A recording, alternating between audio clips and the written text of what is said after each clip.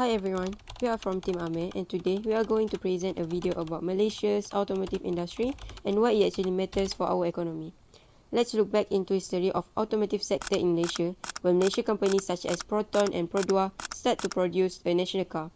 This company is focusing on producing national car to fulfill the needs for Malaysian citizens. The car produced in early 1980 is not that much, which is around 8,000 per year. It is a great start to keep economy and country to start developing. For the year 2010, we have ranked in 22 place for the most car produced, which is a good start for our country. To help industry grow even more, the government introduced the National Automotive Policy (NAP). This policy is to promote energy efficient vehicles and bring in foreign investors to develop high-tech car production in Malaysia. One of the objectives of the NAP is to encourage the development of energy efficient vehicles. These include hybrids, electric cars, and cars that use less fuel. Overall, the automotive sector is an important sector for our country. It helps our country in economic growth and provides stable jobs for many Malaysians.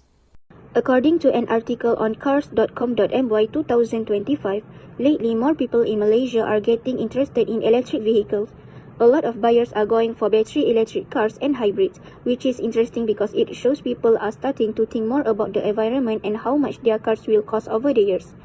The Malaysian Automotive Association (MEA) numbers shows that in 2024, sales went up quite a lot, reaching 45,562 units. You can really tell that more Malaysians are willing to try this cleaner car. Battery electric vehicle sales went up by 45% compared to last year, which shows that more Malaysians are now willing to switch to a vehicle with less environmental impact. A lot of this seems to be thanks to government incentive like tax breaks, which suddenly make this car feel a lot more affordable. At the same time, people are getting more interested in cars that are easier on the environment and cheaper to run over time. More and more buyers are looking at the long-term costs and benefits, thinking about how a car will affect their daily life and their budget. The government incentives that have made this vehicle more affordable are expected to end after 2025, and that has some people pausing before they decide. Some buyers might hold off or change their plans, so the pace of demand could slow down for a while. The sales and production of vehicles in the automotive sector helps economic growth, generate revenue for the government, and builds relationship with other countries.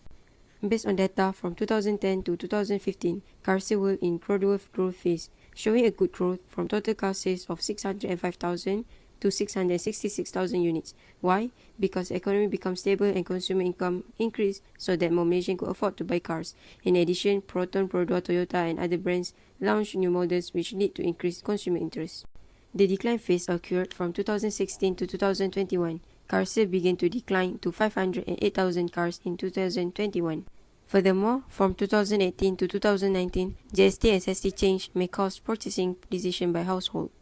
The COVID-19 pandemic also led to a decline phase when people lost their source of income and companies also closed due to supply chain disruptions. Latest for the year 2022 to 2023, a strong recovery phase when the economy reopened and became stable after the COVID-19 pandemic. This helped increase consumer and business confidence. Furthermore, the government announced an SST exemption for new cars until June 2022, which has created an increase in bookings and registration for the year 2022. Increased demand for transportation services such as e-hailing, logistics, and e-commerce has increased sales of passengers and commercial vehicles. For decades, Malaysia's automotive industry has been a driving force of the nation's economy. Today, the market has reached saturation, yet Malaysia still stands third in ASEAN automotive ranking. Passenger cars dominate the roads. In 2019 alone, over 382,000 units were sold, making them the most popular vehicle type. Malaysia is also the only country in Southeast Asia with two national car brands such as Proton and Produa, both leading the sales chart in 2019. The same year, the automotive sector contributed 4.3% to Malaysia's GDP. Energy-efficient vehicles surged too, with EV penetration hitting 87.6%, reflecting growing awareness of fuel saving and emissions. A long-term study found no lasting link between Malaysia's automotive sales and major economic indicators. But in the short run, sales rise when GDP increase and fall when inflation or unemployment go up. The COVID-19, lockdown uncertainty and falling confidence caused automotive demand to plummet. Yet hope returned when the Penjana recovery plan sparked a rebound, reviving sales between May and June 2020. Malaysia's automotive sector has weathered growth challenges and recovery. and continues to evolve as the nations move towards a more efficient and sustainable future. Employment has a huge impact in the automotive sector as it depends on skilled labor, supply chain support, and production productivity. This data represents an analysis of the labor productivity of the Malaysian automotive sector from 2017 to 2024. From 2017 to 2020, we can see an increase in output per worker. This shows the stability of employment in the economy, which can provide many job opportunities to the community. As we know, during the COVID-19 pandemic, many workers lost their job because companies could not pay salaries or were forced to shut down the companies. All of this can cause disruption to manufacturing operation. Despite this temporary decline, productivity has increased after the economy stabilized from 2022 to now. To conclude, employment plays a major role because labor is the main driver of production, where without employment, there will be no production.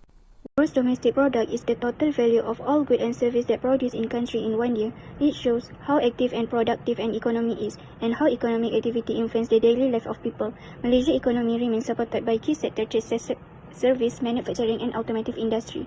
One of the most contributor to Malaysia's economy is automotive sector. Back in 10 years, Malaysia's GDP data about automotive sector shows a fluctuating trend and gradual recovery in the following years. During 2015 to 2020, the GDP doesn't move in one direction where it increased in some years and fall in others. Malaysia experienced fluctuations in the period. Starting from 2021 to 2024, the GDP about automotive sector shows a sharp rise where the GDP constantly increase year by year. When GDP rise, it signals the economic growing and people will get the benefits. The more goods and service produced and the more opportunities job lead to decrease in unemployment rate. Through GDP and sector data, we can understand Malaysia's economic performance about automotive sectors more clearly. Every number tells a story of growth and challenges. Let's take a look at the data on vehicles sales in Malaysia and understand what it tells us about. According to PwC Automotive Asian Centre of Excellence, the data present the number of vehicles sold in Malaysia during 2023 and 2024. The data shows that national brands like Perodua and Proton dominate the market, which is holding more than 60% of new car sales compared to other international brands such as Toyota, Honda, Mazda and others. It also shows steady growth and mirroring to GDP trends. When GDP increases, the economy is growing and household income tend to increase. This encourages people to buy new cars. High inflation will reduce purchasing power. When living costs increase, consumers become worried. Consumers will turn to affordable national cars instead of international cars. Vehicle preferences are closely linked to economic indicators such as GDP and inflation. Understanding these trends help us explain why Malaysians choose national or international cars. Malaysia is accelerating its shift toward electric mobility. Despite the government's aggressive push for greener transportation, one major barrier continues to slow progress in sufficient EV charging infrastructure. As of 31 December 2023, Malaysia has only about 1,500 EV charging bays, far too few for a growing EV market. Most chargers are concentrated in major urban areas like Selangor, Kuala Lumpur and Johor Bahru. Meanwhile, the eastern region of West Malaysia, Kelantan and Terengganu face a severe lack of charging facilities. For EV owners, this raises a real concern about long-distance travel and accessibility. A recent survey reveals that 61% of Malaysians see limited charging stations as the biggest obstacles to adopting electric vehicle. Without accessible chargers, many may abandon the idea of switching to EVs altogether. But infrastructure is not the only challenge. The high cost of EVs continues to push consumers toward conventional fuel-powered cars. Models like the BYD Atto 3 and the Tesla Model 3 cost far more than popular petrol cars like the Honda City or the Perodua Mavic. High battery production costs drive this price gap. Additional expenses, such as installing home chargers, will further increase the overall ownership cost, making EVs less accessible to average Malaysians. Malaysia's EV future is promising, but overcoming infrastructure and affordability challenges will be essential to drive the nation toward cleaner, means sustainability mobility. In summary, the automotive sector in Malaysia remains a key contributor to national economic growth, supported by strong domestic demand, government incentive, and ongoing industrial development. Despite challenges such as rising production costs and global competitions, the industry continues to expand through innovations, increased EV adoptions, and effort to strengthen local manufacturing capabilities. Overall, the sector plays a vital role in job creations, technological investment, and positioning Malaysia as a competitive player in the regional automotive market.